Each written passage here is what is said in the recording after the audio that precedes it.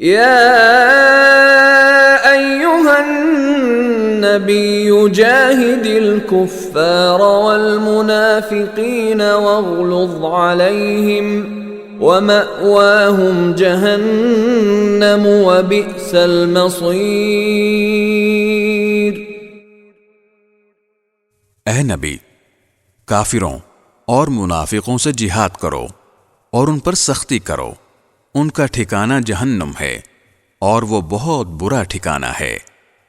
يحلفون بالله ما قالوا ولقد قالوا كلمة الكفر وكفروا بعد إسلامهم وهموا بما لم ينالوا وما نقموا إلا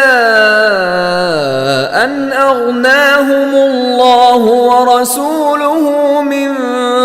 فضله فإن يتوبوا يك خيرا لهم وإن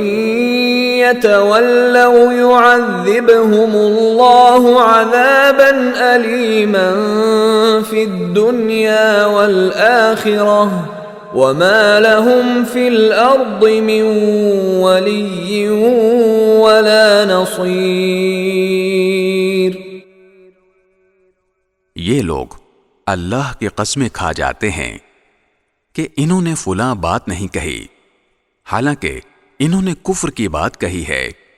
اور اپنے اسلام لانے کے بعد انہوں نے کفر اختیار کیا ہے۔ انہوں نے وہ کام کرنے کا ارادہ کر لیا تھا جس میں یہ کامیابی حاصل نہ کر سکے، اور انہوں نے صرف اس بات کا بدلہ دیا کہ اللہ اور اس کے رسول نے انہیں اپنے فضل سے مالدار بنا دیا ہے۔